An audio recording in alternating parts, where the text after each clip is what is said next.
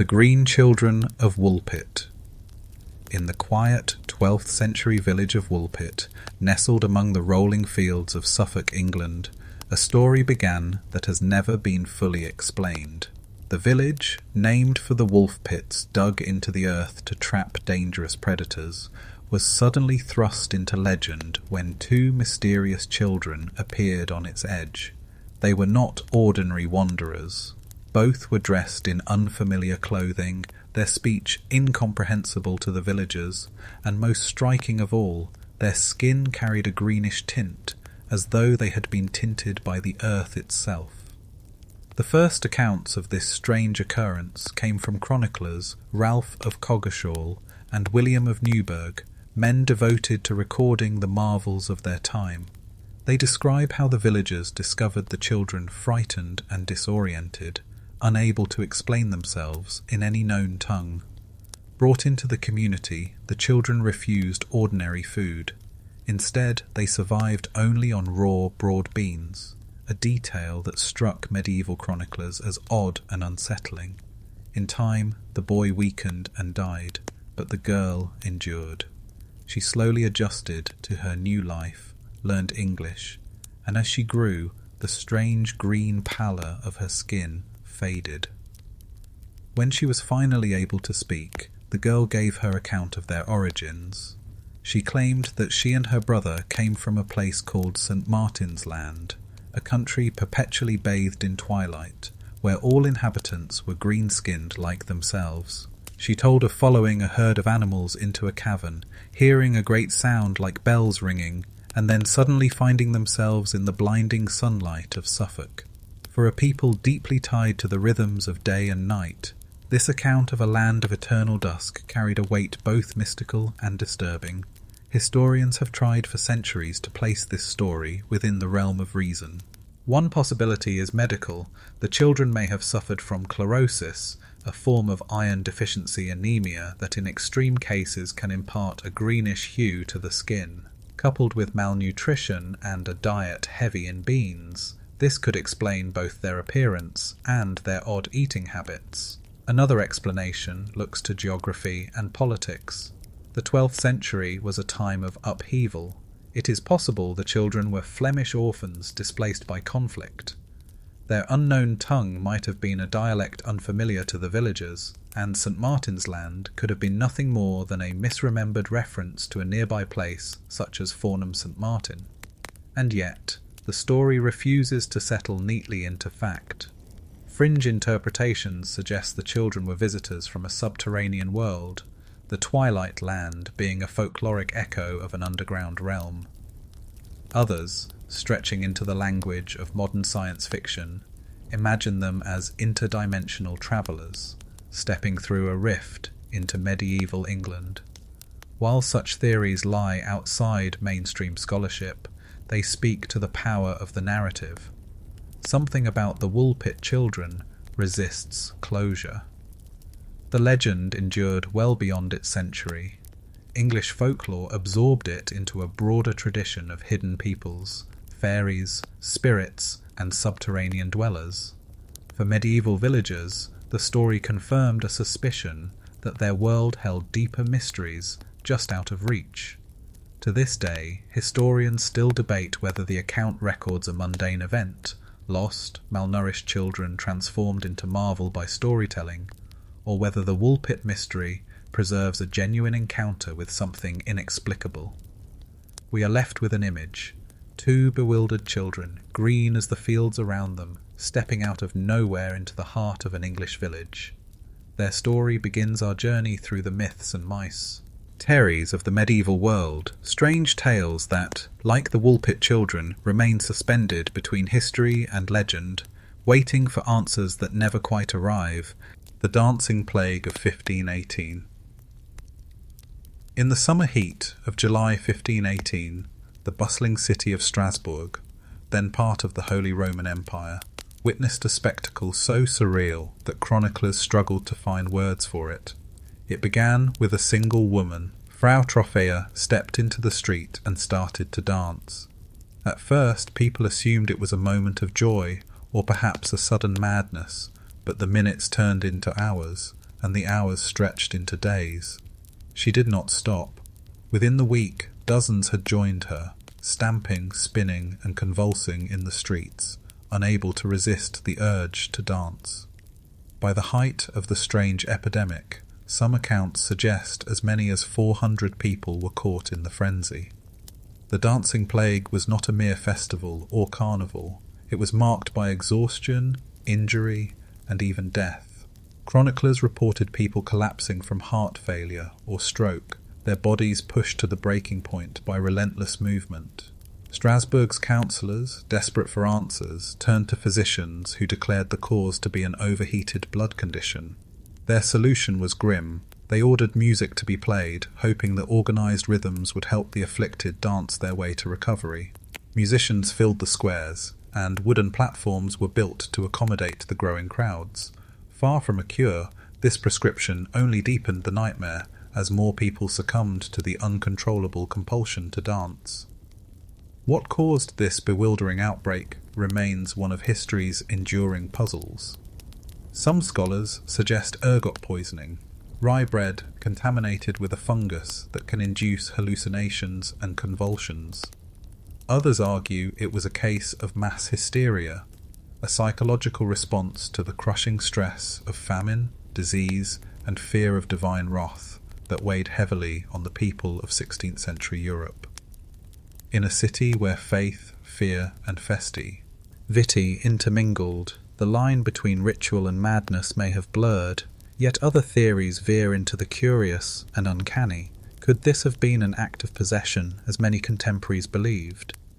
The afflicted themselves sometimes claim to see visions, as though trapped between the earthly and the divine. Some folklorists connect the plague to ancient dancing rituals once offered to saints or spirits, half-remembered traditions erupting uncontrollably in the bodies of the faithful. Even stranger, a few modern theorists propose neurological disorders that spread like wildfire under the pressure of collective belief, making the plague an early example of psychosomatic contagion. One historical fact remains: Strasbourg was not alone. Similar outbreaks of compulsive dancing were recorded across medieval and early modern Europe, from Aachen in 1374 to later German towns. The Strasbourg episode simply became the most infamous because of its sheer scale. That repetition suggests this was not a unique delusion, but part of a broader, recurring mystery. Still, scholars debate whether the dancing plague was primarily biological, psychological, or cultural. The records leave us with no definitive answer. What we can say with certainty is that for weeks in 1518, the streets of Strasbourg echoed with the sound of frantic footsteps, drums, and cries of exhaustion. Families watched helplessly as loved ones twirled themselves toward collapse. Authorities, unsure whether they faced divine punishment or human folly, struggled to respond. The image lingers, a city trapped in a terrible choreography, unable to stop itself. The dancing plague remains both a metaphor and a mystery, an unsettling reminder of how fragile the boundaries between body, mind, and society can be. Even today, when science has illuminated so much, the dancers of Strasbourg continue their endless steps in the imagination, inviting us to wonder what truly compelled them to move, until death itself called the tune. The Voynich manuscript, tucked away today in the Benecker Rare Book Manuscript Library at Yale University, is a small volume that has confounded experts for more than a century. The manuscript itself is modest in size, bound in vellum, but its pages overflow with secrets. Known as the Voynich manuscript, after Wilfrid Voynich, the rare book dealer who purchased it in 1912, it is written in a script that no one has ever successfully deciphered. Its looping characters, strange word breaks, and repetitive patterns look like language, but remain alien to every known tongue. Dating through carbon analysis places the vellum in the early 15th century, between 1404 and 1438, placing it squarely in the medieval era. Within those pages are not just unreadable lines of text, but also illustrations, plants that bear no resemblance to real species, astrological charts filled with unfamiliar symbols, and scenes of nude women immersed in green pools connected by pipes and channels. The combination of the mysterious script and baffling imagery has made the Voynich manuscript one of the most notorious puzzles of medieval scholarship. Mainstream historians have proposed that the book might be a pharmacopoeia, a medical or herbal text, meant for some esoteric or lost purpose. Some suspect that the illustrations of plants are distorted copies of real species known at the time. Others have argued that the book was a clever hoax, designed to trick wealthy patrons into believing they had acquired a work of profound secret knowledge. If so, it is a deception so intricate that it still resists every attempt to unravel it centuries later. Quirky theories abound. Some claim the text encodes messages from alchemists guarding their formulas. Others see in its illustrations a coded map of the heavens or instructions for magical rituals. More fringe suggestions have gone further. Perhaps it is an alien artifact, the writing of beings whose knowledge crossed into medieval Europe by chance or design. A few enthusiasts argue it is written in an entirely invented language, a tongue of dreams meant to guard wisdom from outsiders. Over the years, cryptographers, including those who once worked to break enemy codes in wartime, have tried their hand at the Voynich puzzle. Computer algorithms have been unleashed upon its pages, testing every possible linguistic and statistical pattern. Each time, the manuscript resists. While some patterns suggest it may be a real language, no key has ever been found. For every glimmer of progress, a wall of uncertainty rises again. And so, scholars continue to debate whether the Voynich manuscript is a genuine repository of knowledge, perhaps written in a lost or highly encrypted tongue, or whether it is a grand exercise in nonsense, crafted to mystify and mislead. The balance of probability shifts back and forth with every new study. Still, the manuscript has a peculiar allure. To open its pages is to step into a medieval imagination unmoored from the familiar. The strange plants, the bathing women, the enigmatic symbols, they seem to whisper that the world once contained secrets we no longer recognize. For all our modern knowledge, the book remains defiantly opaque. The fact is undeniable. After more than 500 years, the Voynich manuscript has not surrendered its meaning. It sits in silence, challenging every generation anew, and scholars still debate whether we are looking at nonsense dressed in mystery, or at knowledge so well hidden that our minds have yet to catch up with it. The Holy Lance of Destiny.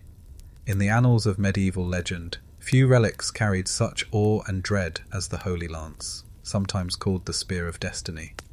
This was no ordinary weapon. It was believed to be the very spear wielded by the Roman soldier Longinus, who pierced the side of Christ as he hung upon the cross. To medieval Christians, relics held immense power, but this one stood, above all, a sacred weapon that could determine the fate of kings and empires. The earliest firm reference to the lance surfaces in the 4th century, when the pilgrim Antoninus of Piacenza described seeing it in Jerusalem. By the 11th century, it had found its way into the narrative of the First Crusade. In 1098, during the brutal siege of Antioch, a lowly monk named Peter Bartholomew claimed he had a vision of St. Andrew, directing him to where the Holy Spear was buried beneath the cathedral. After days of digging, a rusted lance head was produced. To starving crusaders, this was no coincidence. The relic inspired a desperate army, lifting spirits at a time when defeat seemed certain. Days later, the Crusaders triumphed against overwhelming odds. To them, the relic's power was proven. Yet the story becomes stranger. Peter Bartholomew, accused of fraud, offered to prove the lance's authenticity by ordeal. He would walk through fire unharmed if the relic were genuine. He attempted it, but was badly burned and died shortly thereafter. Was the spear real, or had desperation created its own miracle? In later centuries, pieces of the lance appeared in multiple places. as was common with famous relics. One fragment found its way to Constantinople, later taken to Vienna, where the Habsburg emperors guarded it as a symbol of their divine right to rule. Another was claimed by the Vatican. Still another turned up in Paris. Like many relics, the lance seemed to multiply, each claimant insi. Sting theirs was the true spear. Quirky legends grew around the relic. Some chroniclers claimed that whoever possessed the lance could not be defeated in battle, provided he held it in pure faith. Tales swirled that Charlemagne wielded it, that Otto Boes carried it to victory at Lechfeld in 955, and that Frederick Barbarossa drowned with it in hand during the Third Crusade. By the late Middle Ages, the lance was less a weapon than a talisman of destiny, part relic and part political propaganda. Modern scholars point out that relic proliferation was common, and that multiple lances cannot all be genuine. Metallurgical studies suggest that some lance fragments may date to the 1st century, while others are later medieval forgeries. Yet none can be definitively linked to Jerusalem in the time of Christ. Scholars still debate whether the lance was ever a single relic at all, or simply a powerful symbol replicated and reinterpreted across Europe. What is undeniable is the psychological power it held. The Holy Lance was more than a spear. It was a story that gave strength to armies and legitimacy to rulers. Whether forged by faith, fraud, or chance, the relic captured the medieval imagination, standing as a bridge between myth and history. Its aura lingers even today, an emblem of how belief can shape destiny, even when the object itself remains cloaked in doubt. The Knights Templar treasure. Few tales of medieval Europe stir the imagination as much as the mystery of the Knights Templar's vanished wealth. The Templars were no ordinary order of monks. Founded around 1119, they combined the vows of poverty with the discipline of soldiers, defending pilgrims on their way to the Holy Land. Yet in time, the Templars grew staggeringly rich. They established banking networks across Europe, lent money to kings, and built fortresses that rivaled royal strongholds. By the late 13th century, their order was as powerful as any secular power, and this, perhaps, sealed their fate. In 1307, King Philip IV of France, deeply in debt to the Templars, struck against them.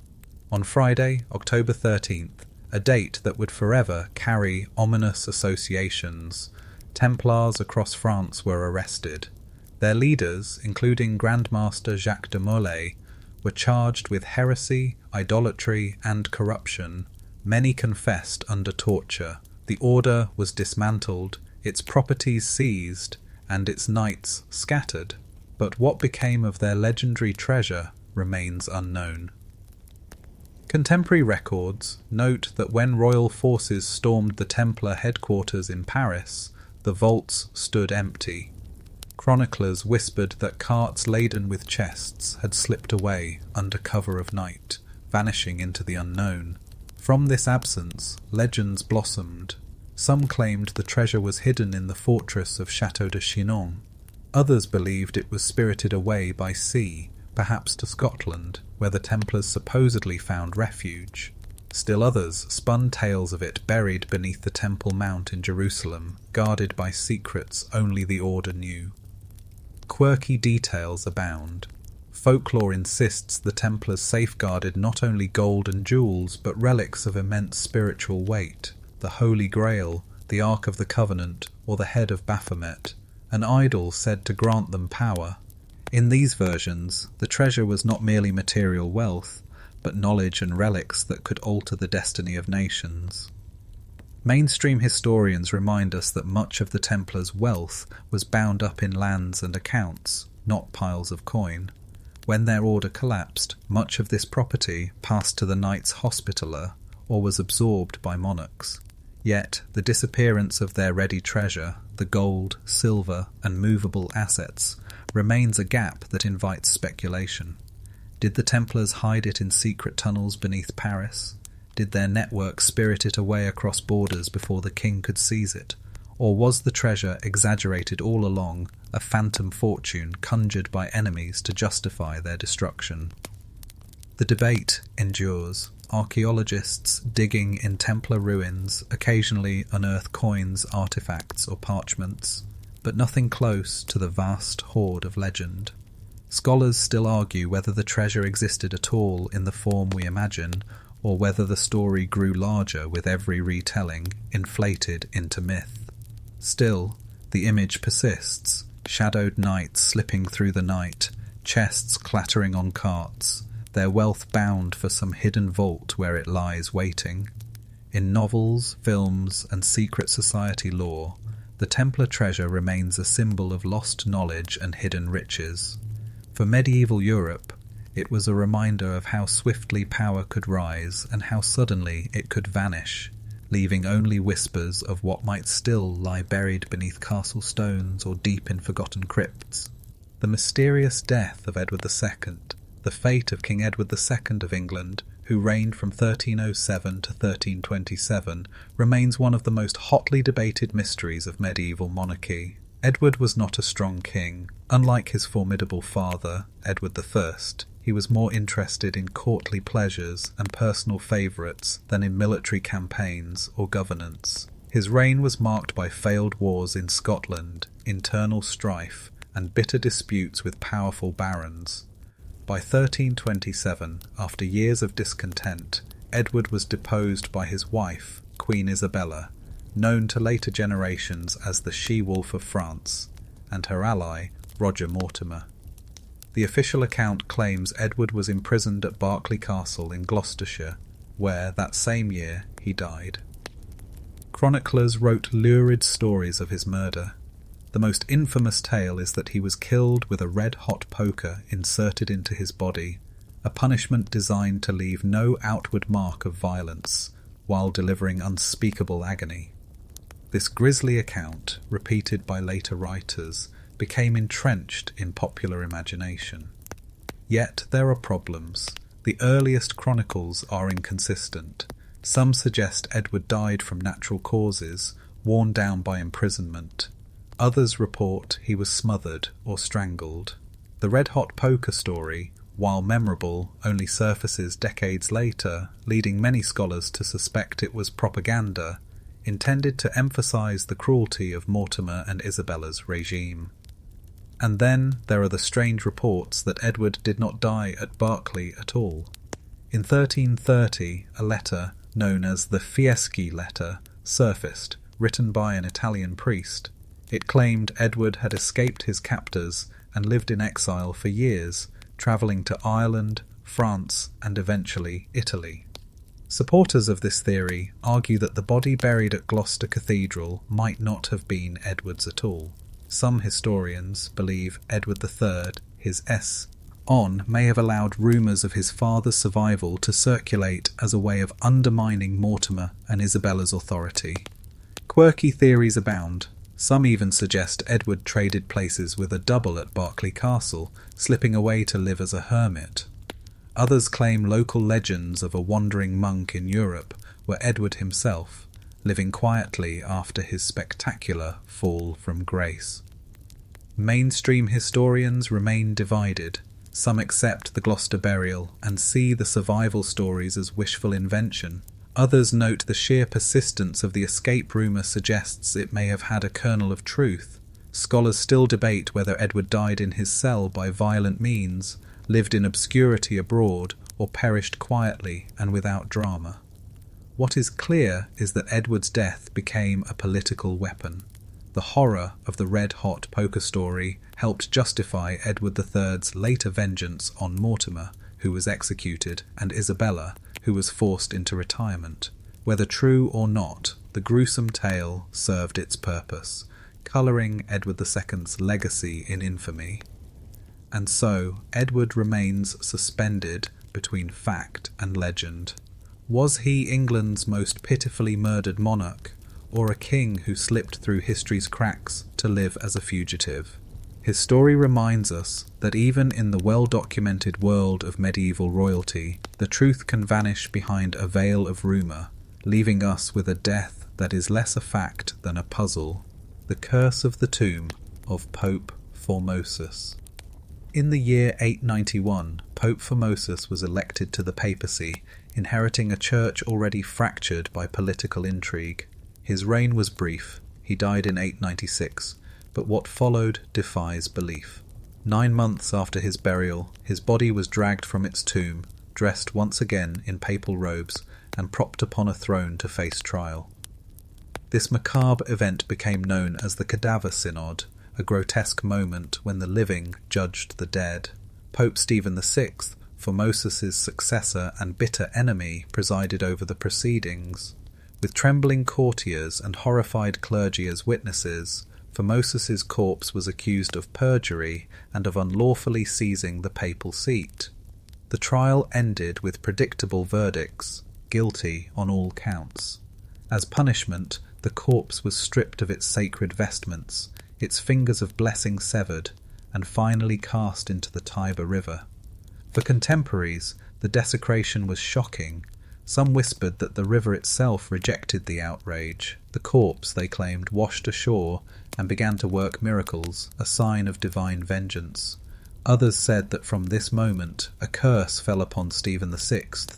Indeed, within the year Stephen was imprisoned and strangled, his reign cut short by what many believed was heavenly judgment for his blasphemous cruelty. The legend of Formosus's curse only deepened in the years that followed. Successive popes grappled with how to treat the matter. Some annulled the Cadaver Synod's decrees, restoring Formosus's legitimacy. Others reinstated them, prolonging the confusion. The church itself seemed haunted by the corpse's shadow. The late 9th and early 10th centuries became a time of instability, with popes rising and falling at dizzying speed, often through violence. To many, it seemed as though the curse of Formosus hung over the papacy. Quirky tales clustered around the stove. Awry, Roman citizens whispered that storms struck the city in punishment, and that the tombs of later popes were restless. Pilgrims claimed to see ghostly processions near the Vatican at night.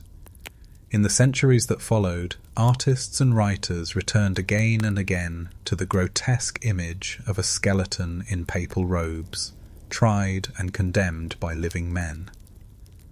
Modern historians view the Cadaver Synod as the product of brutal factional politics. The papacy in this era was entangled with powerful Roman families and rival kings.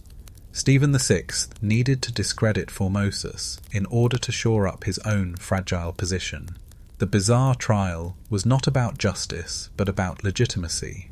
Still, even scholars admit the spectacle is so extreme it feels like something out of nightmare rather than sober history.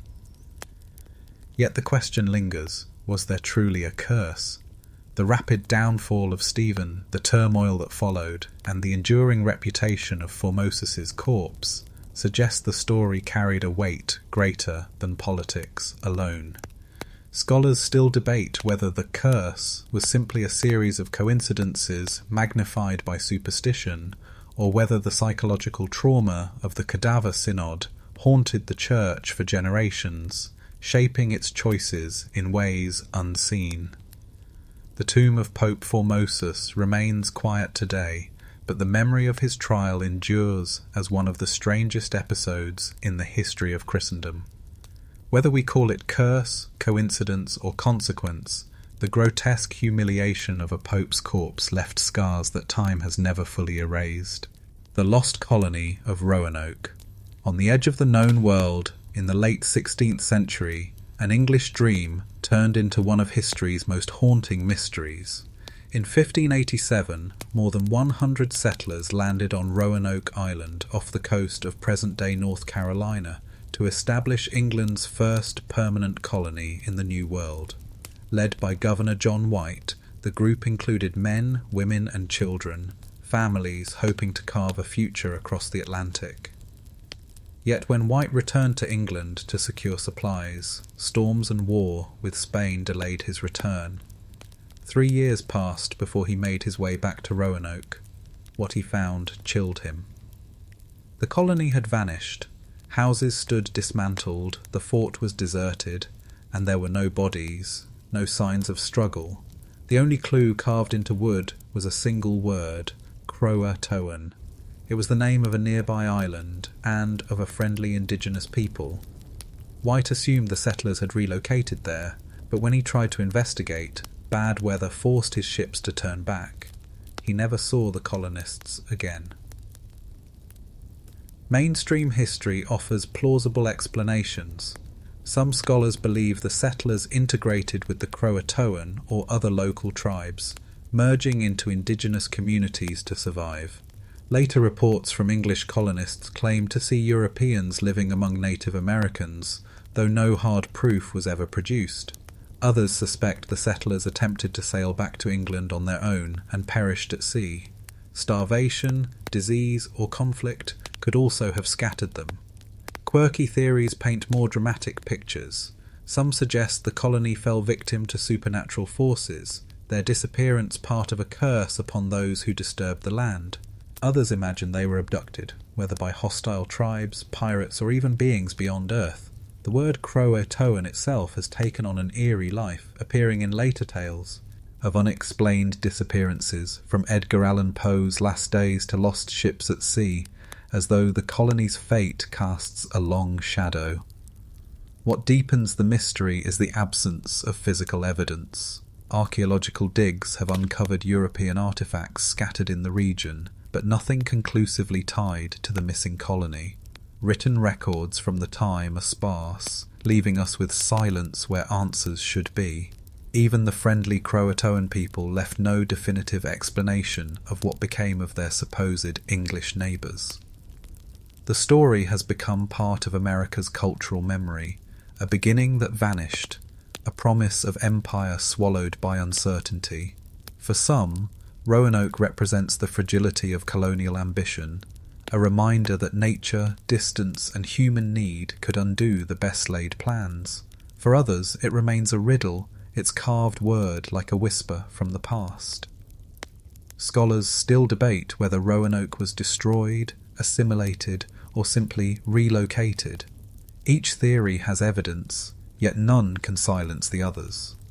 What remains undeniable is that more than 100 souls, men, women, and children, disappeared without trace, leaving behind an empty fort and a single word etched in wood. Croatoan still lingers, a silent marker of history's unanswered question. The Cadaver Synod, amid the shifting tides of medieval Rome, where faith and politics wrestled daily for dominance, one event stood out as so grotesque that it seemed almost beyond belief: the Cadaver Synod of 897. Pope Stephen VI, embroiled in bitter rivalries, ordered the exhumation of his predecessor, Pope Formosus. The corpse, decayed but still recognizable, was dressed in papal vestments, seated on a throne, and placed on trial before horrified clerics and onlookers. The charges were grave. Formosus, Stephen declared, had violated church law by transferring sees unlawfully and by presiding as pope when he had no right to do so. With trembling assistants holding up his decomposed body, Formosus was forced to answer through a deacon appointed to speak on his behalf. The trial concluded with a verdict of guilt. The corpse was stripped of its sacred garments, the 3 fingers of benediction were hacked off, and the remains were dragged through the streets before being cast into the river Tiber. Mainstream records confirm that this macabre scene took place, a reflection of just how chaotic the papacy had become during the late 9th century. Rome was dominated by powerful, noble families and shifting alliances, and the popes were pawns in a brutal political game. By desecrating Formosus's memory, Stephen sought to discredit his allies and secure his own legitimacy. Yet the spectacle backfired. Riots broke out in Rome, appalled by the violation of a pope's corpse. Within months, Stephen himself was deposed, imprisoned, and strangled in his cell. Quirky legends sprang up almost immediately. Some claimed the Tiber, unwilling to keep such a desecrated body, carried Formosus back to the shore, where miracles were reported near his resting place. Others whispered that storms and disasters fell upon Rome as divine punishment for the outrage. Even centuries later, artists returned to the nightmarish imagery, a skeleton pope on trial, flanked by fearful cardinals, as though death itself had been summoned to court. Scholars today wrestle with what this grotesque episode truly meant. Some see it purely as a political gambit, a power play gone disastrously wrong. Others argue it symbolized the medieval church's crisis of legitimacy, an institution tearing itself apart in public view. Still others consider the psychological toll that by staging such a spectacle, Stephen unleashed a curse of memory that haunted Rome for generations. The Cadaver Synod remains one of the darkest moments in papal history. It is a reminder that even sacred institutions are not immune to the extremes of human ambition. Scholars still debate whether this trial was simply the madness of one man, or whether it reflected deeper fractures in a society where the line between the sacred and the profane had all but dissolved. The vision lingers, a robed corpse slumped upon a throne, accused and condemned by the living. It is an image that once seen cannot be forgotten, a nightmare etched permanently into the chronicles of the medieval world, the mystery of the Black Knight satellite. Long before modern astronomers trained telescopes on the skies, tales circulated in Europe of strange lights and objects above the earth. Medieval chronicles speak occasionally of phantom stars or wandering lights that appeared without warning. Among these scattered accounts, a curious thread has been woven into modern legend, the so-called Black Knight satellite. Though the term itself belongs to the 20th century, its roots are often traced back to medieval sightings of strange objects in the heavens. One of the most notable early references comes from 12th century monastic chronicles, which describe a black shape, like a ship, crossing the face of the moon. To a medieval monk, such a vision might have been framed as a divine portent or omen of war. In the 13th century, Roger of Wendover recorded that a star moved against its course, shining not with light but with shadow, a description oddly resonant with later stories of a dark satellite orbiting invisibly above the Earth. Mainstream historians interpret these accounts cautiously. Medieval observers lacked the tools to distinguish comets, meteors, or atmospheric phenomena from imagined signs in the heavens. The black ship on the moon might have been nothing more than a flock of birds silhouetted against its glow, or a cloud shadow mistaken for something supernatural. Still, the persistence of these images, the idea of a dark, solid body moving in space, invites speculation. Quirky modern theories have taken the medieval notes and woven them into the tapestry of the Black Knight legend. According to these interpretations, the mysterious object has orbited Earth for perhaps 13,000 years, visible only at certain angles, sometimes appearing in ancient texts and medieval accounts as a wandering star of shadow. In this view, the monks and crow, Nicklers of the Middle Ages were recording early sightings of an extraterrestrial probe misunderstood through the lens of their own world.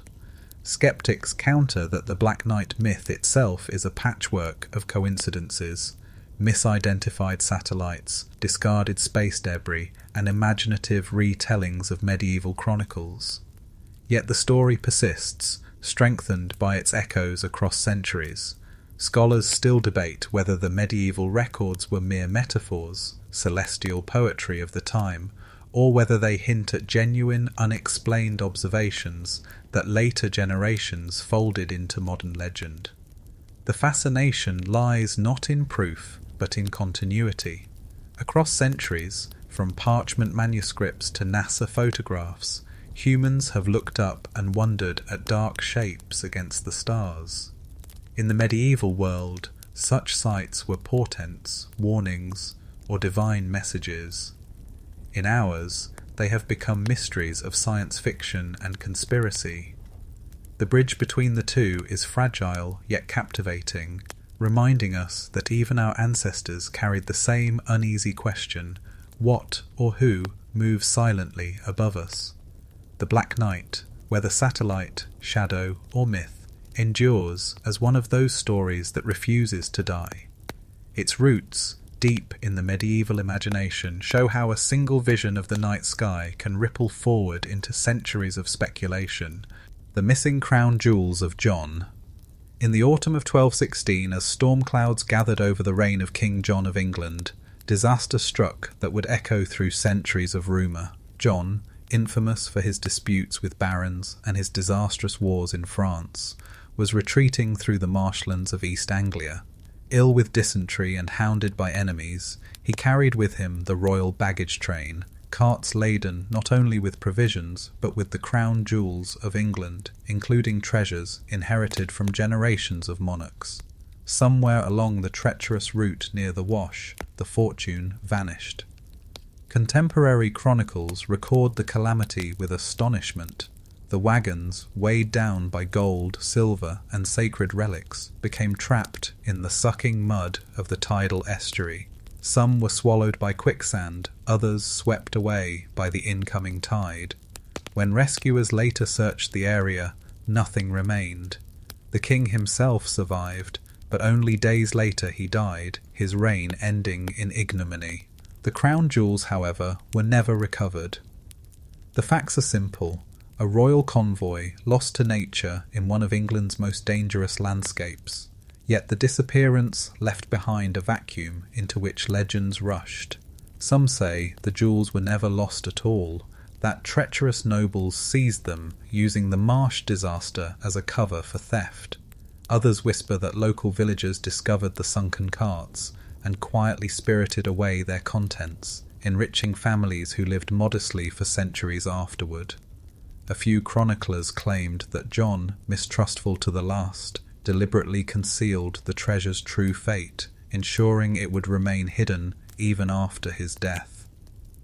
Quirky tales grew bolder still. In later centuries, treasure hunters scoured the Wash, convinced that chests of medieval gold lay buried beneath its mud. Stories emerged of ghostly lights flickering over the marshes, said to mark the spot where the treasure lay. Folklore suggested the jewels were cursed, bound to John's restless spirit, which wandered the fens in penance for his sins.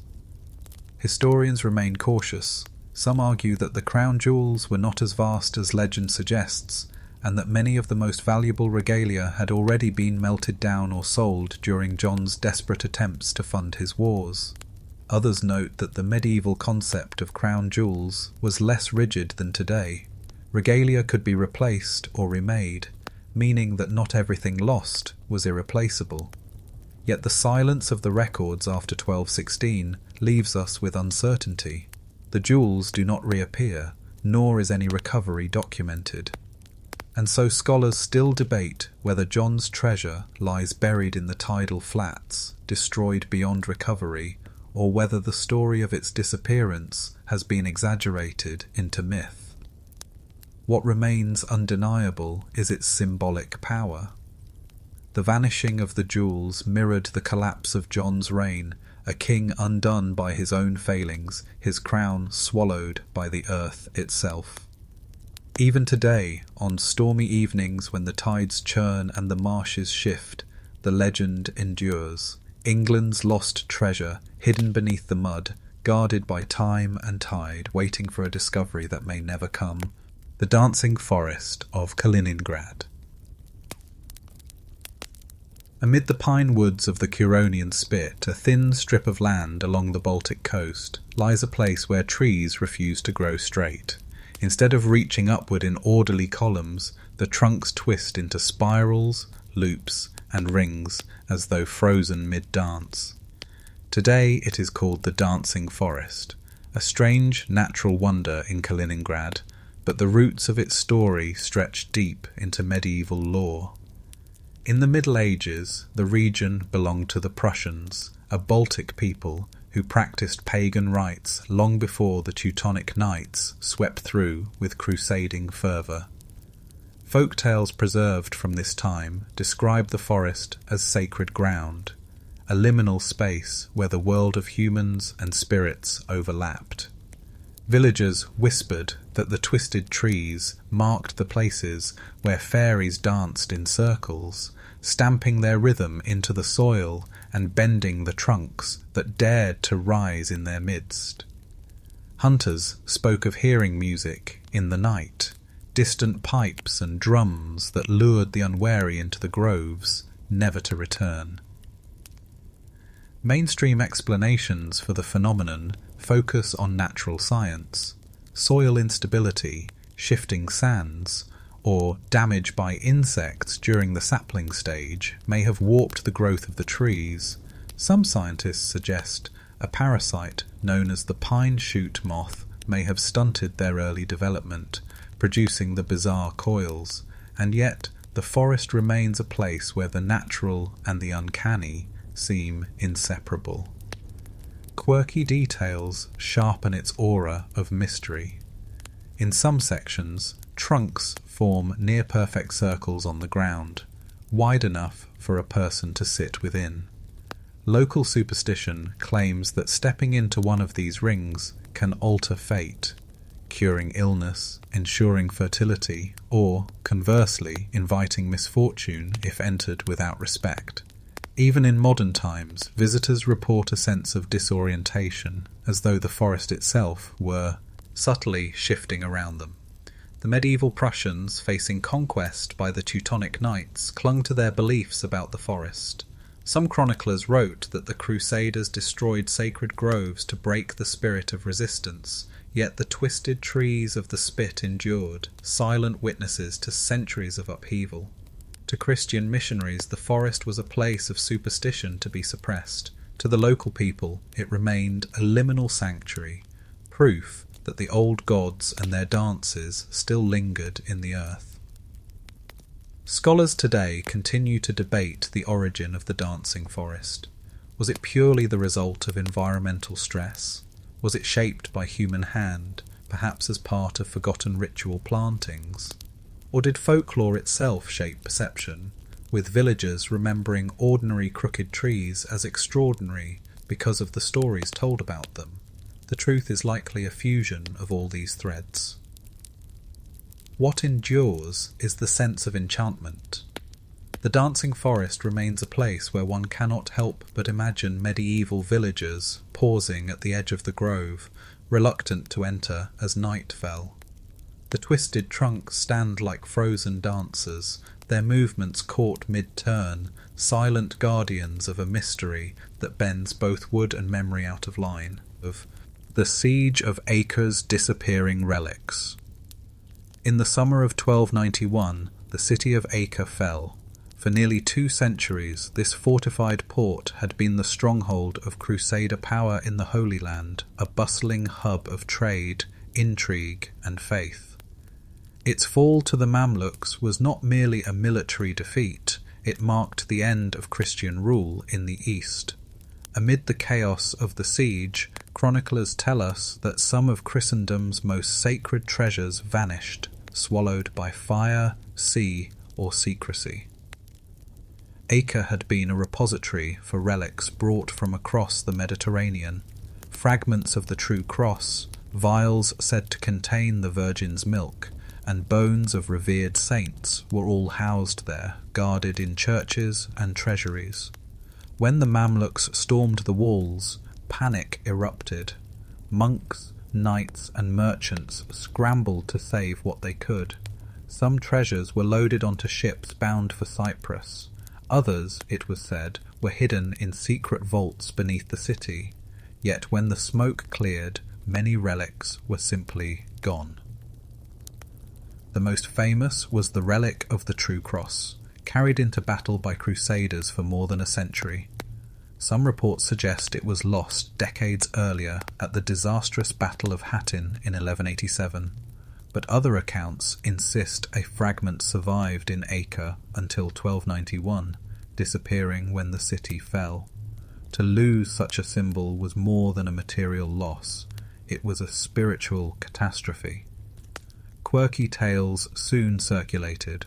Some claimed that Templar knights spirited the relics away in their fleet, safeguarding them in hidden vaults in Cyprus or even carrying them to distant lands. Others whispered that Muslim conquerors, recognizing the relic's value, concealed them or destroyed them to strike at the heart of Christendom. Folklore even suggested the treasures sank with overloaded ships fleeing the burning city, resting now beneath the waves of the Mediterranean. Mainstream Hister. Irons point out that the fog of war makes certainty impossible. Records from the fall are confused and contradictory. Ships did escape Acre carrying refugees and valuables, but whether they bore the greatest relics is unknown. Archaeological digs in the old city have unearthed fragments of churches and fortifications, but no hidden vaults filled with sacred treasure.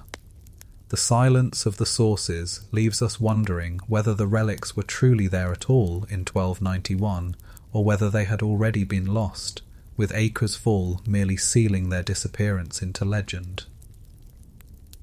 Scholars still debate the fate of these relics. Were they destroyed in the sack, melted down and discarded? Were they stolen by opportunists, vanishing into private collections where their identity faded with time?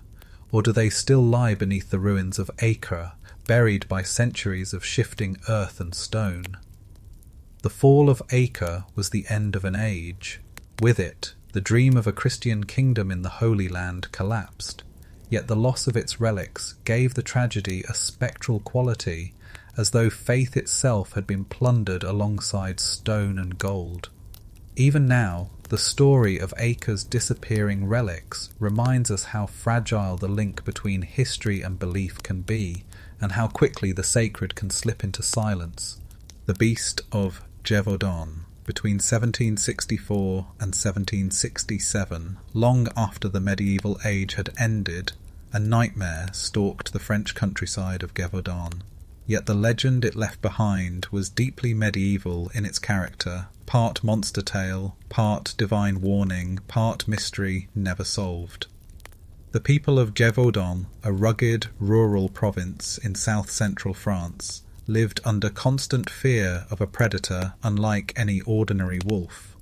It was said to be larger than a calf, with reddish fur, a monstrous head, and a terrible appetite for human flesh.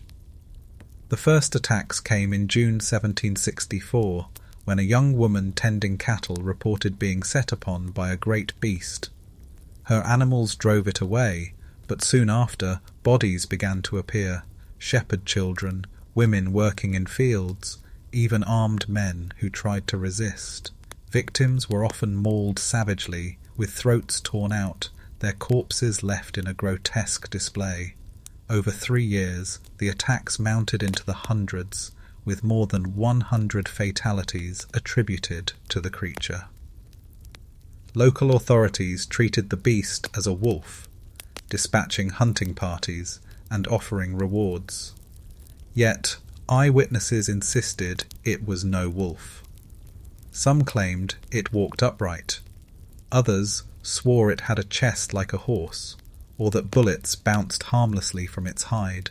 Peasants muttered that it was sent by God to punish their sins, or by the devil himself to torment them. The King of France, Louis XV, eventually intervened, sending royal hunters armed with muskets and reputation. One, François Antoine, claimed to have killed the beast in 1765, presenting an enormous wolf as proof. Yet the killings continued. 2 years later, another hunter, Jean Chastel, a local farmer, brought down a creature with a shot reportedly blessed by the Virgin. This time the attacks ceased, but whether Chastel truly killed the Beast of Gevaudan remains disputed. Quirky theories abound.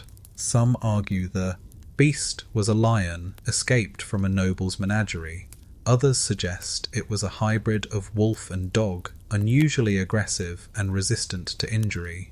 More colourful speculations speak of trained animals, set loose by a sadistic criminal, or even a werewolf, tying the story to centuries of European folklore. Mainstream scholars note that France in the 18th century was rife with superstition. and that wolves were indeed a very real danger. Exaggeration and fear may have magnified ordinary attacks into something monstrous, yet even cautious historians admit the sheer scale and brutality of the killings defies easy explanation. Scholars still debate whether there was truly a single beast, a series of wolves, or something altogether different. For the people of Gevaudan, however, it was no academic question. The memory of the terror lingered long after the final shot was fired.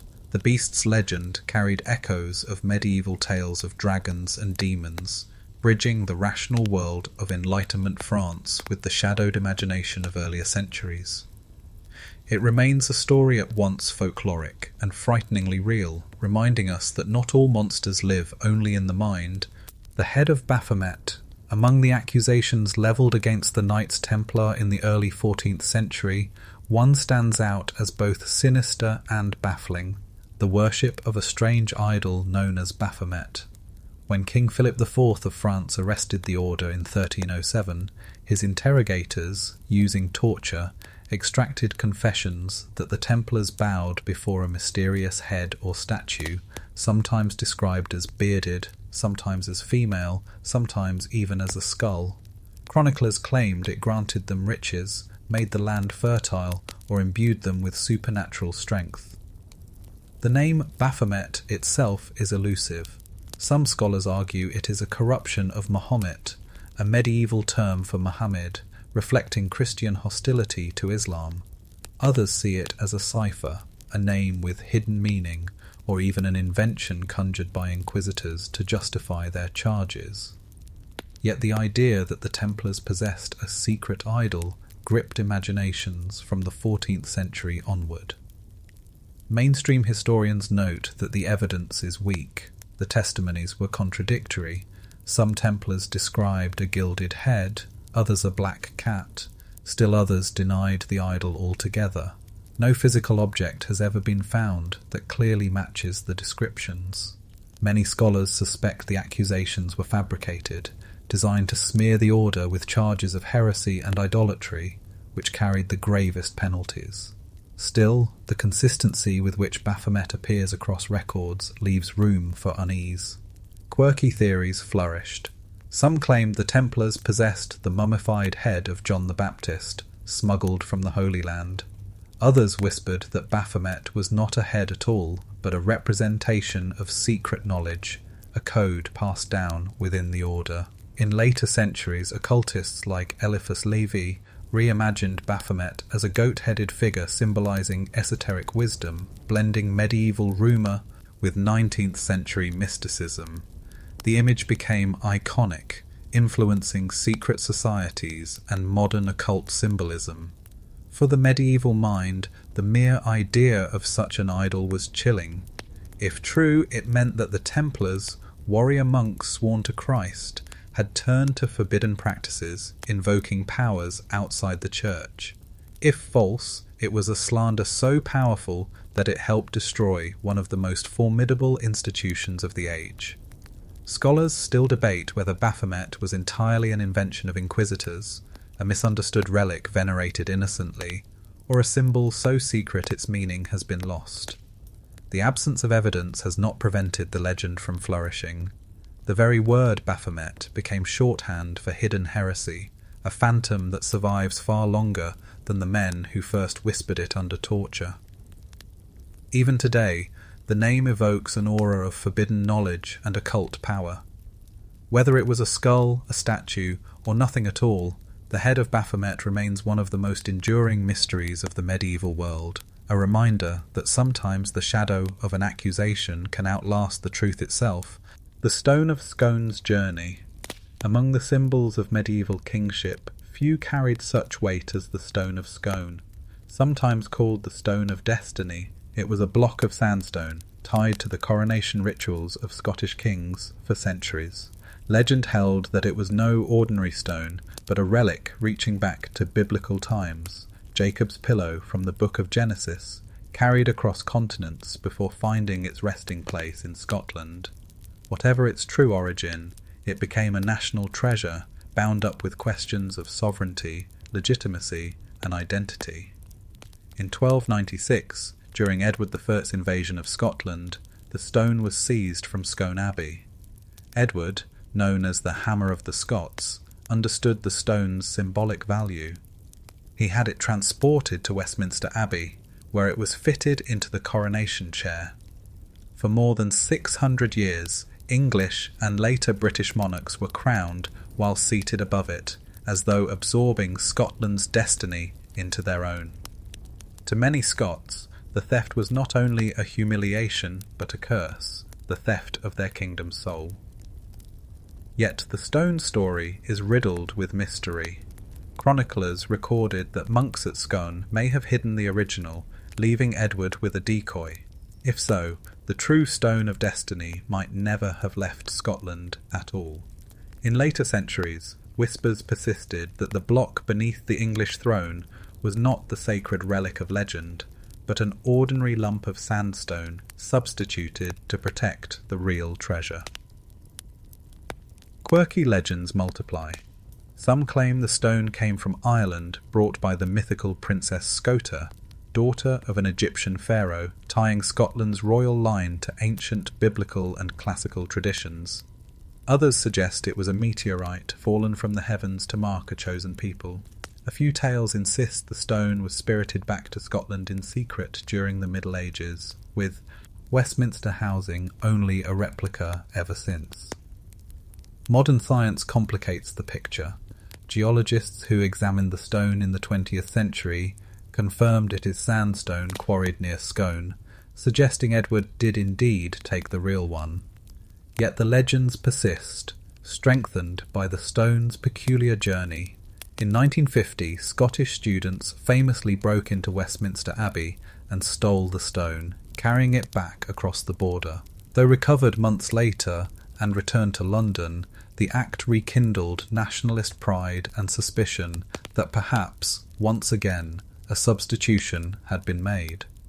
In 1996, as a gesture of reconciliation, the British government returned the Stone of Scone to Scotland, where it now rests in Edinburgh Castle, though with the understanding it will travel back to London for future coronations. Still, questions remain. Was the block at Westminster for centuries truly the original? Or did Edward carry away a decoy, leaving the real stone hidden, its power unbroken? Scholars still debate whether the legends conceal a daring medieval deception, or whether the myths are simply the embroidery of a people unwilling to let their treasure go.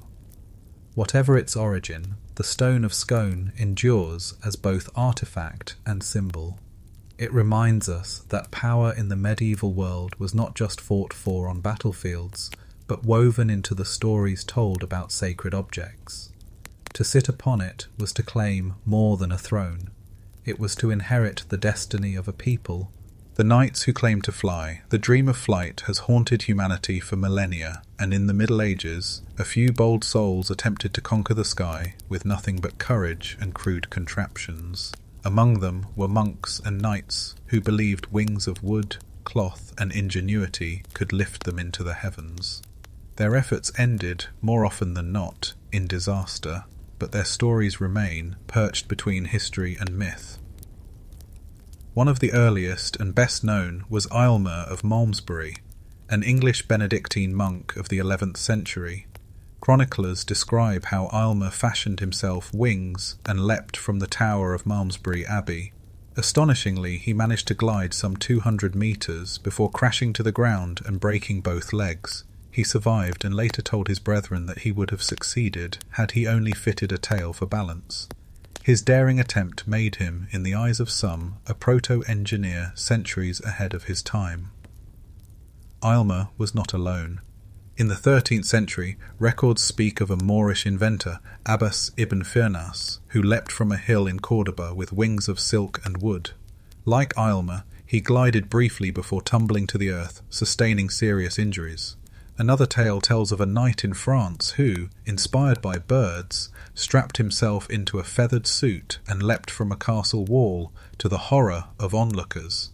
His fate, predictably, was grim. Quirky accounts complicate the picture. Some stories suggest these medieval aviators were not merely inventors, but mystics, seeking communion with angels or desiring to glimpse the divine realm from above. In certain chronicles, witnesses describe them as soaring like birds, their descent almost graceful, as if touched by supernatural aid. Folklore sometimes reimagined these failed engineers as sorcerers, punished for daring to trespass into the sky. Mainstream Historia see these stories as evidence of human ingenuity and boldness rather than supernatural intervention. The Middle Ages were not, as once caricatured, an age of ignorance, but a time of experiment, when natural philosophy was beginning to stir. The monks and knights who hurled themselves skyward did so with crude understanding of aerodynamics, yet their failures illuminated truths about lift, drag and balance that would only be rediscovered centuries later. Still, scholars debate the authenticity of some accounts. Was Aylmer's flight truly as far as chroniclers claimed, or was it exaggerated by admiring monks? Did Abbas ibn Firnas really attempt powered flight, or were later writers projecting Renaissance dreams backward into medieval tales? The fragmentary records leave us with uncertainty, caught between history and legend. What endures is the vision. Armoured knights or humble monks, wings outstretched, poised on the battlements before launching themselves into the air. They embody both the daring and the folly of the human spirit, reaching for heaven with tools not yet sufficient for the task. In their broken bodies and half-remembered glides, we glimpse the restless imagination of an age still shadowed by faith and legend, yet straining toward discovery. The curse of Tiptoft, the butcher of England. In the turbulent 15th century, during the Wars of the Roses, few figures inspired such dread as John Tiptoft, Earl of Worcester. Learned in the classics and educated in Italy, Tiptoft might have been remembered as a humanist statesman. Instead, his name survives in blood. He became infamous for the savage punishments he inflicted on political enemies, earning him the chilling epithet, the Butcher of England. His cruelty was so extreme that whispers soon followed. Tiptoft was cursed. Tiptoft served under King Edward IV, carrying out executions with a zeal that shocked even his violent age. Chroniclers describe how he impaled rebels, disemboweled prisoners, and showed little mercy to those who opposed Yorkist rule. One particularly grim tale recounts how he ordered the bodies of traitors to be mutilated, leaving their remains as warnings in marketplaces. His brutality, some said, was inspired not only by Roman texts he studied abroad, but by darker impulses, as if he had brought back from Italy something more sinister than humanist learning. Quirky legends soon grew around him. In some versions, Tiptoft was said to have consorted with astrologers and necromancers, seeking power from forbidden arts. Others claimed he had been cursed by a victim's dying words, bound to meet an equally violent end. Peasants whispered that the earth would never accept his body, and that his restless spirit would walk until England's wars were done. Mainstream history records his downfall with grim irony. When Edward IV lost power briefly in 1470, Tiptoft was captured by the Lancastrians. Tried for his cruelty, he was condemned to death. At Tower Hill, he met his fate with surprising composure, even asking the executioner to strike cleanly. His severed head was buried with his body, and with his death the reign of the butcher ended. Yet, his reputation lingered, not as a scholar, but as a monster cloaked in noble robes. The curse, however, did not fade. For years afterward, stories persisted that Tiptoft's ghost haunted Worcester and London, a restless figure stained with blood. Some claimed to hear screams in the night where his executions had taken place. Others insisted his victims' shades rose to confront him, replaying the horrors he had unleashed. Even among later historians, a sense of unease clings to his memory. Did his learning twist into cruelty, or did superstition exaggerate a ruthless official into a figure of demonic legend? Scholars still debate whether Tiptoft was exceptionally cruel for his age, or simply a man who embodied its brutal politics. Records confirm his harsh punishments, but how much of the supernatural aura surrounding him was born from fact, and how much from fear, remains uncertain. What endures is the paradox of John Tiptoft, a man educated in Italy, a lover of classical literature, yet remembered, not for wisdom, but for butchery. His curse lies not only in the legends of ghosts and restless spirits, but in the stain his name carries through history. In him, we see how easily the promise of learning could curdle into the terror of cruelty, and how medieval minds, unable to accept such extremes, turned to curses to explain what they could not bear. The silent bells of Cologne. In the heart of medieval Cologne, a city of spires and bustling trade, the bells of its grand cathedral and churches tolled daily, marking the rhythm of life. Yet one tale insists there were nights when the bells rang without human hand, their peals echoing across the Rhine as if struck by invisible forces. In time, the story of Cologne's silent bells, bells that tolled on their own or refused to ring when most needed, became woven into the city's lore.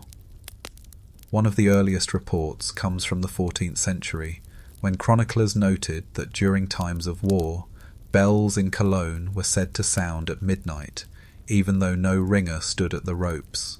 Citizens claimed to hear deep, mournful tones rolling through the dark, foretelling bloodshed. In 1377, before a violent uprising in the city, townsfolk whispered that the bells had chimed of their own accord, summoning them to witness disaster. Mainstream historians suggest practical explanations. Bells can indeed ring without human touch if struck by strong winds, or if their clappers swing loose during storms. Cologne, prone to turbulent weather, might easily have produced such uncanny sounds. Yet the consistency of the reports, tied so often to moments of crisis, fed the belief that something more than weather was at work.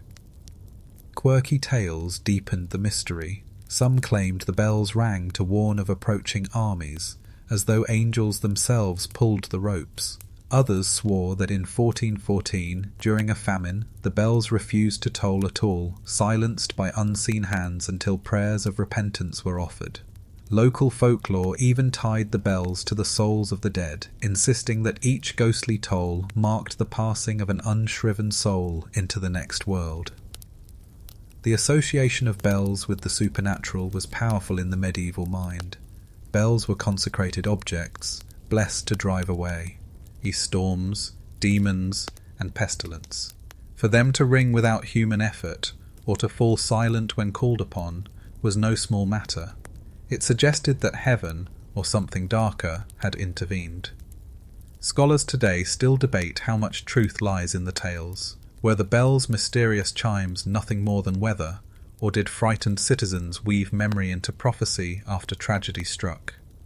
The silence of physical evidence means we must rely on chronicles written by men already convinced of divine signs. The debate continues: coincidence, imagination, or something stranger. What remains undeniable is the power the bells held in Cologne's story. To hear them was to be drawn into the city's spiritual life, whether through worship, warning, or wonder. Their unexpected voice, breaking the night air, left an imprint strong enough to echo through centuries. The silent bells of Cologne remind us that in the medieval world, even the most ordinary sounds could become extraordinary, transformed by fear, faith, and the search for meaning in a turbulent age. Their toll, whether natural or supernatural, lingers still, a phantom sound across the centuries. The missing princes in the tower. In the summer of 1483, 2 young boys vanished within the thick stone walls of the Tower of London. They were Edward V, just 12 years old, and his brother, Richard of Shrewsbury, Duke of York, only 9. As sons of Edward IV, they stood directly in line for the throne of England. But their uncle, Richard, Duke of Gloucester, seized power, declaring the boys illegitimate and taking the crown as Richard III. What became of the princes remains one of England's darkest unsolved mysteries. Contemporary accounts describe how the brothers were lodged in the tower under the pretext of protection, awaiting Edward's coronation. Then, slowly, their appearances in public ceased. Chroniclers like Thomas More later claimed they were smothered in their sleep by agents loyal to Richard III, their bodies hidden within the fortress. Others suggested that the Duke of Buckingham, Richard's powerful ally, might have acted on his own, removing the boys to strengthen his position. Yet the evidence is elusive. No official record of their deaths was ever produced. Rumours swirled that the princes had been spirited away in secret, hidden by loyalists, or even smuggled abroad to live in anonymity. In the decades that followed, pretenders emerged across Europe, claiming to be one of the lost heirs. The most famous was Perkin Warbeck, who in the 1490s persuaded many that he was Richard, Duke of York, returned to reclaim his crown. Quirky details haunt the story. In 1674, workmen repairing the tower discovered a box of bones beneath a staircase. Declared to be those of the princes, the remains were interred in Westminster Abbey. Yet modern science has never confirmed the identity. The bones could belong to anyone from the medieval period, leaving the question unresolved. Meanwhile, ghost stories cling to the tower. Visitors have reported seeing two pale children, N, dressed in 15th century clothes, holding hands and silently weeping within the fortress's walls. Mainstream historians are divided. Some accept Richard III's guilt, pointing to motive, opportunity, and contemporary suspicion. Others argue that the evidence against him rests largely on Tudor propaganda, crafted after his defeat at Bosworth to blacken his name. Some even suggest that Henry VII, the first Tudor king, may have had a role in silencing the princes, eliminating rivals to secure his own shaky throne. Scholars still debate whether Richard, Buckingham, Henry, or someone else altogether bore responsibility. The fate of the princes embodies the intersection of politics, rumour, and legend in late medieval England. They may have been murdered quietly and efficiently, their bodies hidden beyond recovery. They may have lived on in disguise, swallowed by obscurity, or perhaps their bones lie in some unmarked corner of the tower, still waiting to be found. What endures is the power of their absence. The missing princes in the tower are not just a question of history, but a symbol of innocence crushed by ambition. Their silence continues to echo through centuries, a riddle that England has never solved, its answer locked within stone walls and fading chronicles. The secret of Rosslyn Chapel. On a wooded hill south of Edinburgh, Scotland, stands Rosslyn Chapel, a 15th century masterpiece of stonework commissioned by Sir William Sinclair.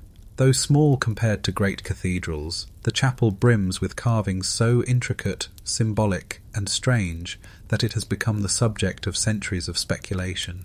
Its arches and pillars teem with angels, demons, knights, plants, and geometric designs that seem to speak in a language of stone. What secrets, people have long asked, did the Sinclairs hide within these walls? One of the most famous features is the apprentice pillar, a beautifully carved column said to have been completed by a young mason after a miraculous vision. Legend claims his jealous master murdered him out of envy, leaving the pillar both masterpiece and memorial. Yet other carvings carry even more tantalizing mysteries. Some depict plants resembling maize and aloe vera, species unknown in Europe before Columbus's voyages to the New World. Did Rosslyn's builders know of America decades earlier? Or are the carvings coincidences, stylized forms mistaken for exotic flora? Quirky theories connect the chapel to the Knights Templar, and by extension, to the lost treasures of Christendom. The Sinclairs, patrons of the chapel, were linked by legend to the Templars after their suppression in the 14th century. Some believe the crypt beneath Rosslyn houses relics spirited away from Jerusalem, perhaps the Holy Grail, the Ark of the Covenant, or the skull of John the Baptist. No excavation has ever confirmed such claims, yet the sealed crypt continues to invite speculation.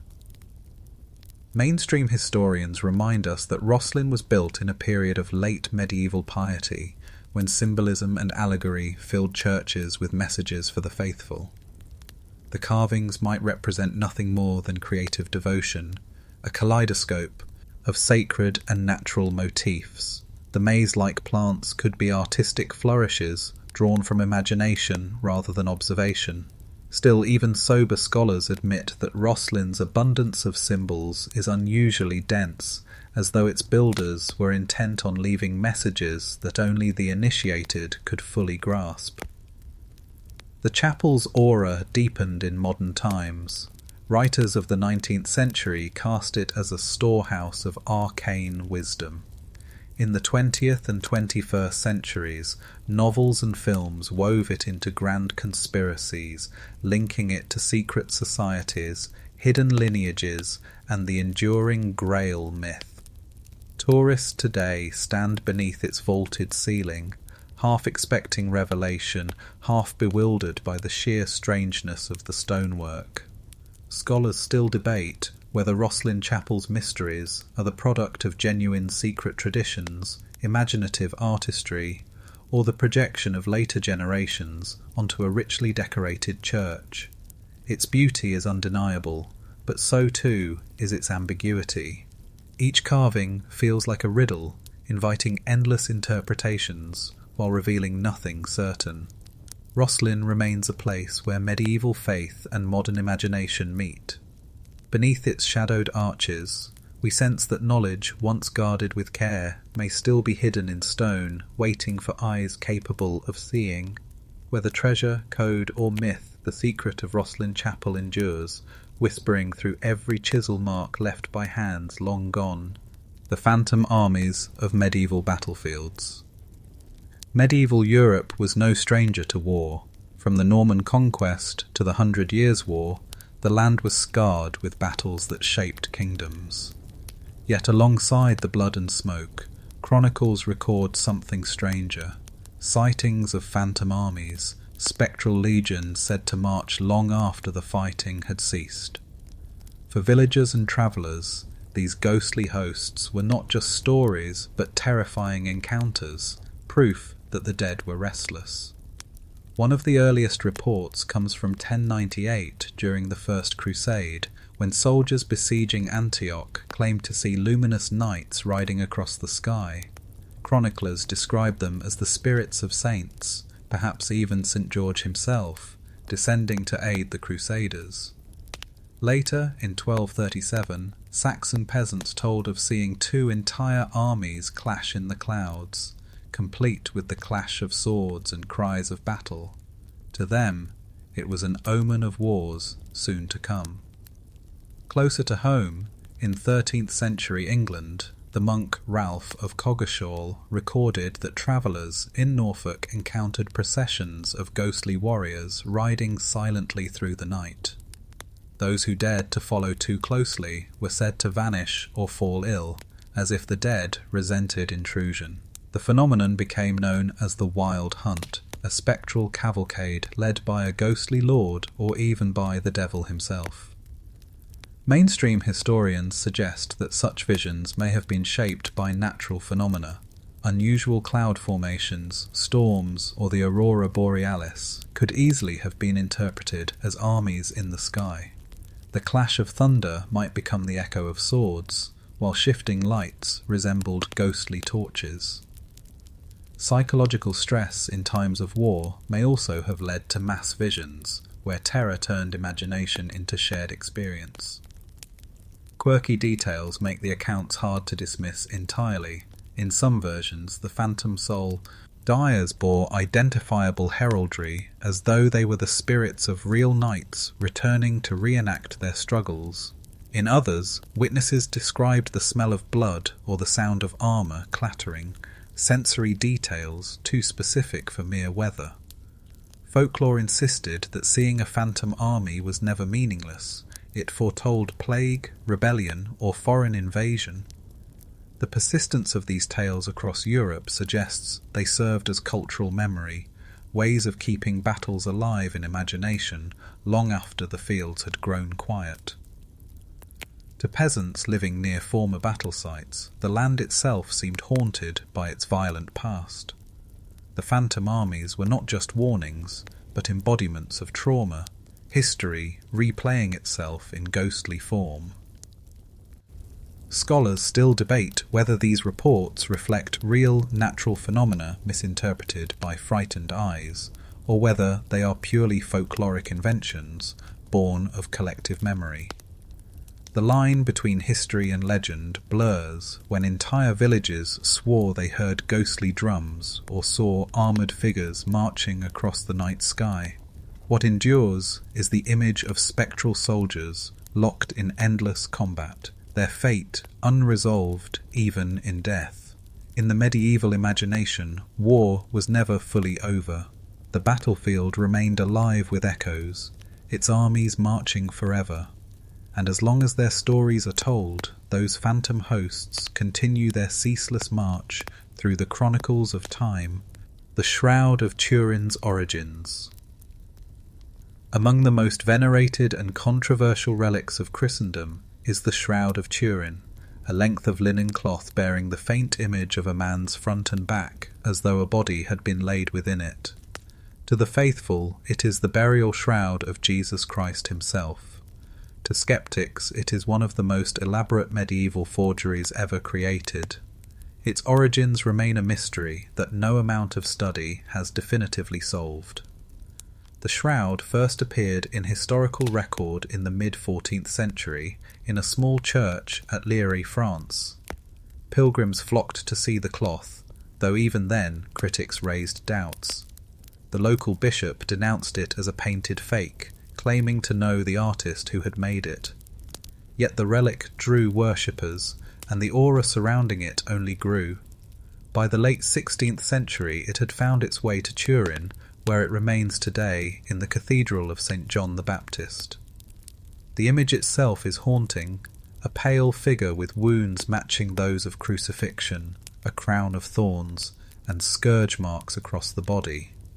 Unlike any medieval painting, it seems to be a negative image, visible more clearly in photographic reproductions than by the naked eye.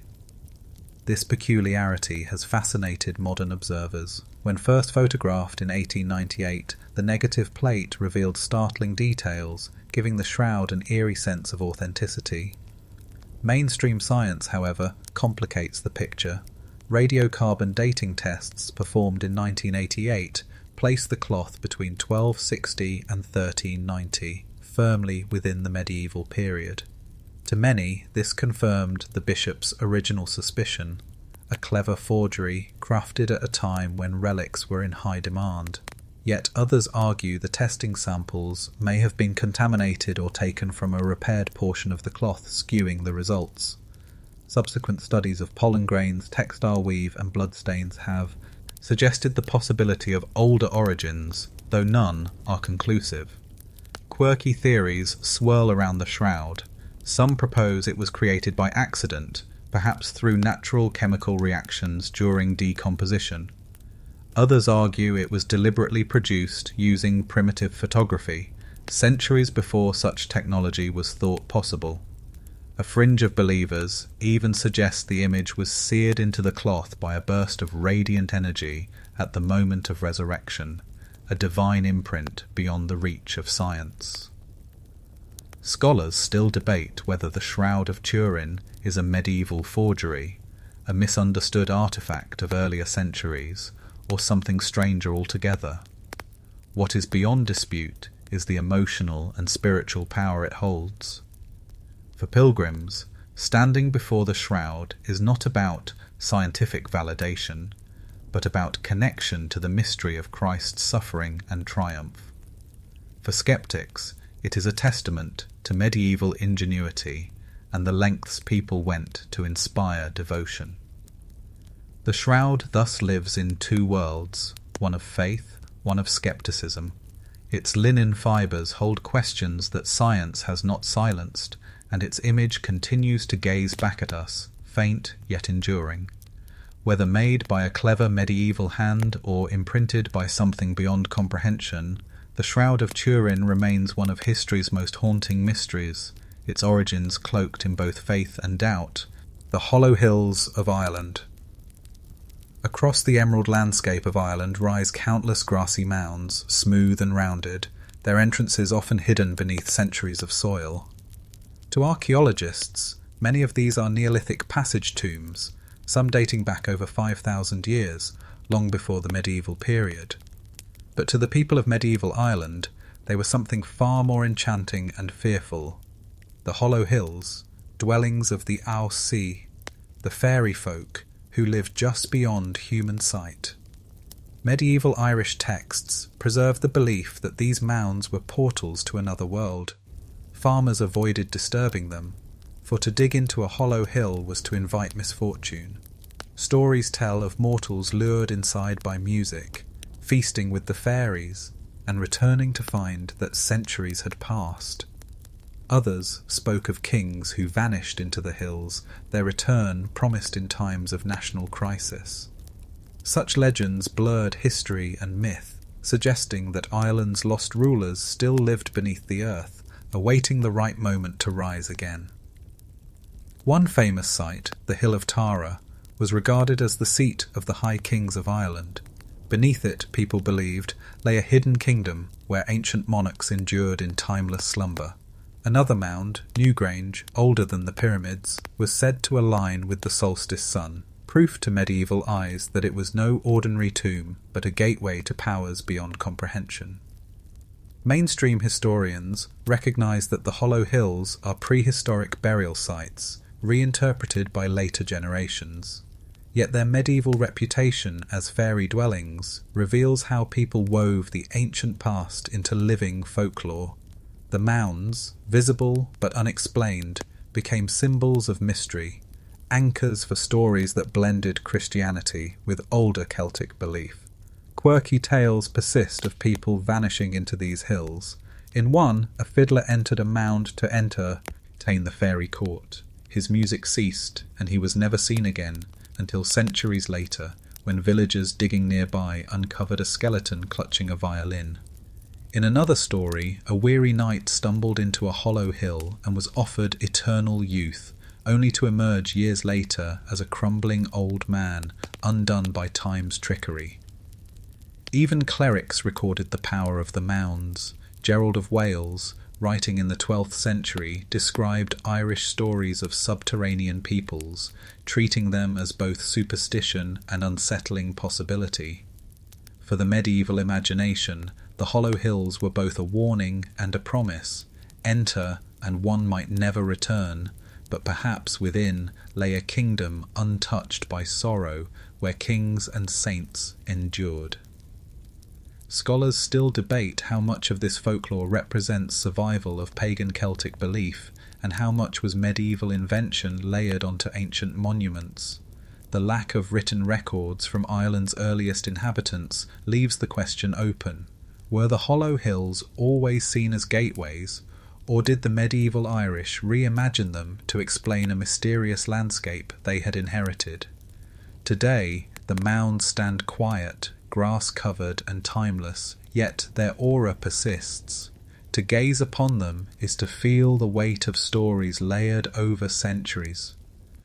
The hollow hills of Ireland remain both archaeological sites and living myths, places where history and legend touch, and where the imagination still whispers of kings and fairies beneath the earth.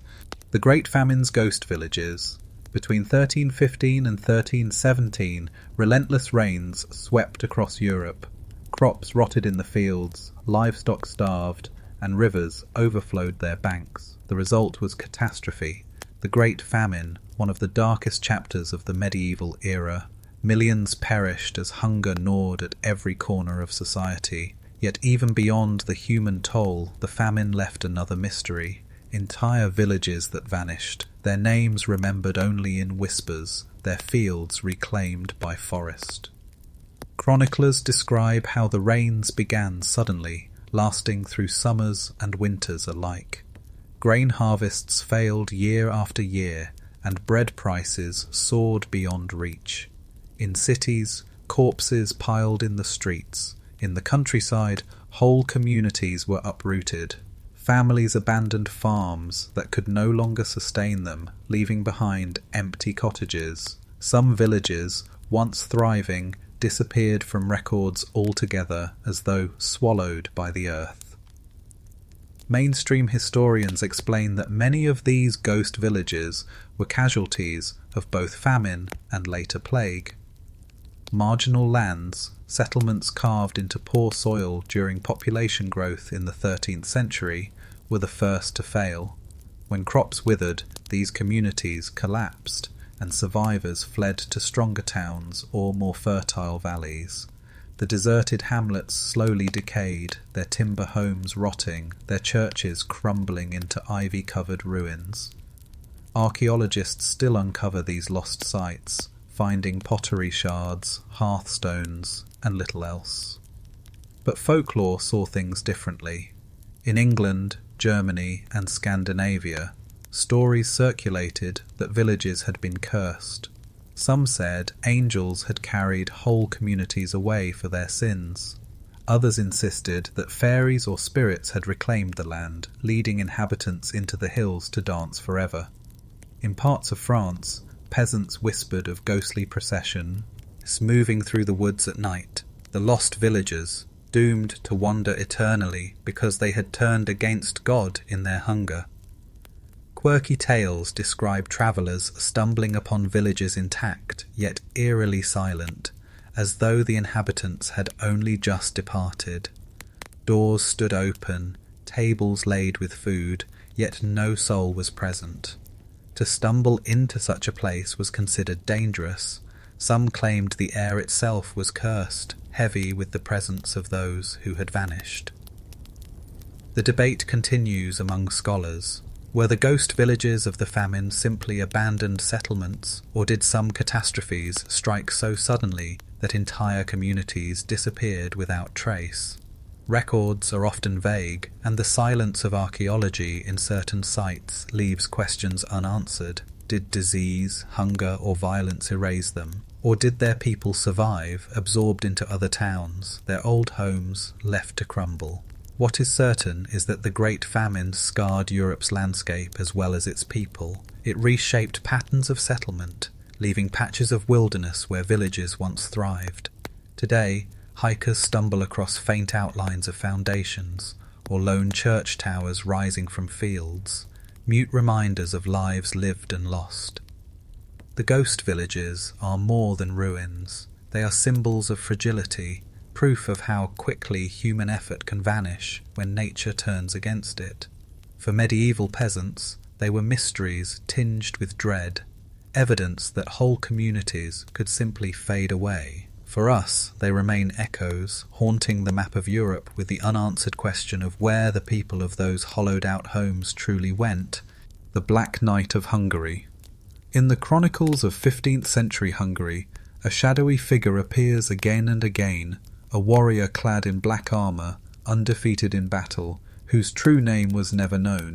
He was called simply the Black Knight. Some believed he was a champion sent by the king, others whispered he was no man at all, but a spirit of vengeance summoned to defend the realm. His identity, to this day, remains an enigma. Accounts place the Black Knight during the reign of Matthias Corvinus, Hungary's great Renaissance king. Hungary, then a bulwark against Ottoman expansion, relied on elite mercenary forces known as the Black Army. Within its ranks, the mysterious knight gained renown.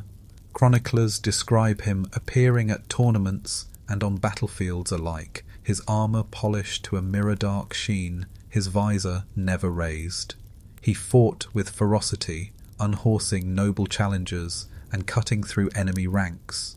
Yet when victory was won, he vanished as suddenly as he appeared. Mainstream historians propose that the Black Knight may have been a composite figure, perhaps one of Matthias's seasoned commanders, cloaked in legend by later retelling.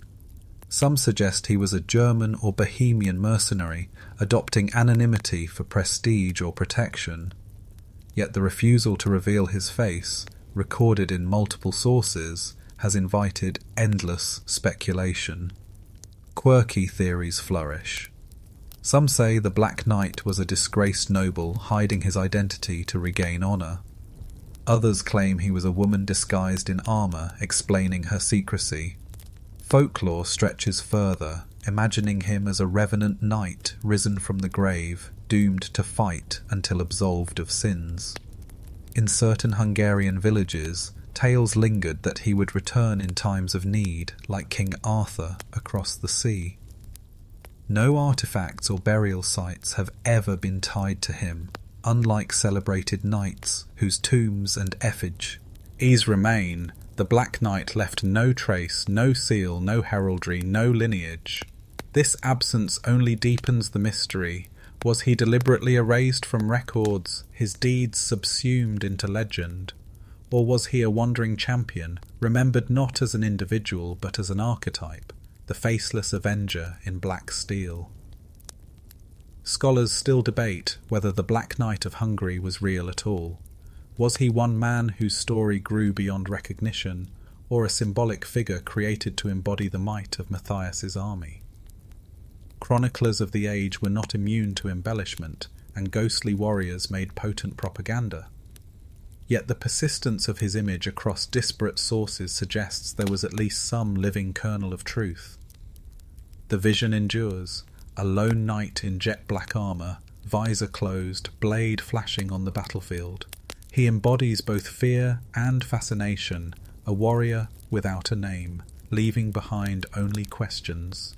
In him we glimpse the medieval blending of history and myth, where one man's deeds, or perhaps one man's invention, could echo into legend. The Black Knight of Hungary remains a mystery not of absence, but of presence. He was seen, recorded, celebrated, and yet somehow never known. The Strange Voyages of Madoc of Wales.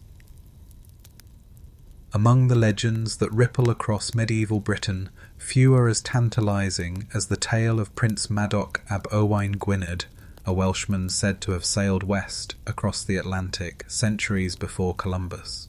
The story first emerges in the 12th century, after the death of Madoc's father, a powerful Welsh ruler. Amid bitter feuds among his brothers for succession, Madoc supposedly turned his back on the struggle. Gathering loyal companions, he launched ships from the coast of Wales into the Western Sea. They were never seen again, at least not in Britain. Centuries later, accounts claimed that Madoc reached a distant land, lush and fertile, where he founded a colony. When he returned briefly to Wales to recruit more settlers, he left once more for the New World, vanishing into its vastness. Some chroniclers hinted that his descendants survived, mingling with native peoples, their Welsh tongue echoing faintly across the ocean. Mainstream historians caution that the earliest written accounts of Madoc's voyage appear only centuries after his supposed departure, in the works of the poet Meredith ap Rhys, and later chroniclers like Humphrey Llwyd. These tales likely served political purposes, bolstering English and Welsh claims to the Americas by suggesting they had been discovered by Britons long before Spain or Portugal. Still, the persistence of the legend in folklore hints at an older oral tradition that may have been circulating since the Middle Ages. Quirky theories abound. In the 17th and 18th centuries, explorers in North America reported hearing of tribes who spoke a language resembling Welsh. Rumours grew of Welsh Indians, descendants of Madoc's voyagers, living among the Mandan or along the Missouri River. Though no solid linguistic evidence has ever confirmed these claims, they fueled speculation that Madoc's colony had survived in hidden corners of the continent. Some even suggested ancient stone structures in the American South were remnants of his settlement. Yet the tale's greatest mystery lies in its plausibility. Could a Welsh prince in the 12th century have crossed the Atlantic? Viking voyages to Newfoundland centuries earlier prove it was possible, at least for Norse sailors. Welsh ships of the era were less robust, but currents and luck might have carried them far. Whether Madoc truly reached America or not, the story reflects a medieval imagination alive with the possibility of worlds beyond the horizon. Scholars still debate the value of Madoc's tale. Was it a kernel of truth, a forgotten voyage dimly remembered, or was it a myth carefully cultivated to serve national pride? The absence of evidence leaves the question suspended, yet the legend refuses to die. Even into the 19th century, Welsh emigrants to America embraced Madoc as a symbol of ancestral daring, linking their settlement to a supposed medieval precedent. The vision lingers, a fleet of small ships slipping out from the Welsh coast, sails catching the wind, bound for a vast ocean few dared to cross. Whether they found new lands or perished in the waves, their memory endures in story. The voyages of Prince Madoc remain one of the strangest and most enduring mysteries of the medieval imagination, a tale that blurs the line between national myth and tantalizing possibility. The enduring legend of Prester John. In the 12th century, Europe was electrified by rumours of a Christian king who ruled a vast and powerful realm somewhere beyond the edges of the known world. He was called Prester John, a priest-king of immense wealth and miraculous power, who would one day come to aid Christendom in its struggles against Islam. Letters circulated across courts and monasteries, describing his kingdom filled with wonders, rivers of gems, unicorns grazing in meadows, fountains of youth, and a throne of pure emerald. His armies, it was said, could defeat any foe, and his priests performed miracles daily. The earliest letter of Prester John, appearing in the mid-12th century, was written in elaborate Latin and addressed to the Byzantine emperor and later the Pope. Though clearly a forgery, it was copied and spread widely, feeding European hopes that a distant Christian ally existed. Some believed he ruled in India, where ancient Christian communities were known. Others placed him in Ethiopia, where the powerful Christian kingdom of Aksum fueled speculation. Still others imagined him deep in Central Asia, leading a mighty people waiting to descend upon the Holy Land. Mainstream historians see the Prester John legend as a blend of misinformation, wishful thinking, and real knowledge twisted into fantasy. The Crusades had plunged Europe into desperate struggle, and the idea of a powerful Christian monarch in the East offered both comfort and hope. Reports of Nestorian Christians in Asia, of the great Mongol Khans, and of Ethiopia's Christian rulers all fed into the evolving myth. Each new rumour reshaped Prester John, moving him across maps like a phantom, always near, never reached. Quirky details added to his allure. Some letters claimed he possessed a mirror that allowed him to see across the world. Others described lands where no sin could take root, where serpents carried jewels in their heads, and where the very soil glowed with holiness.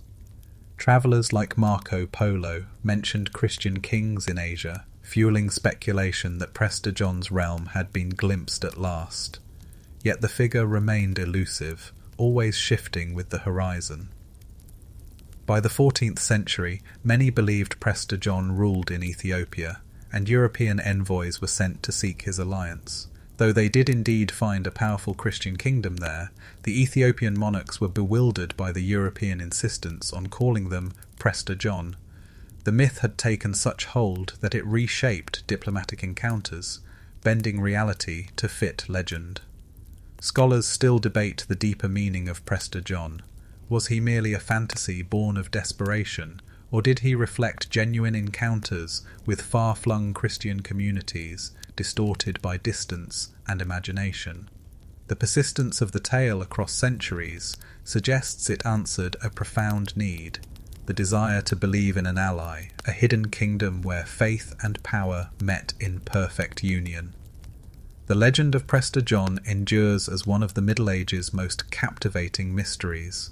He was never found, yet his imagined presence influenced maps, diplomacy, and the very way Europeans understood the wider world.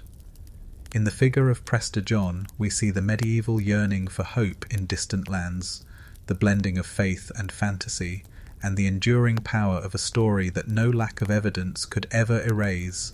Conclusion. Across 28 tales, we have journeyed through the twilight of medieval imagination, where fact and folklore entwine.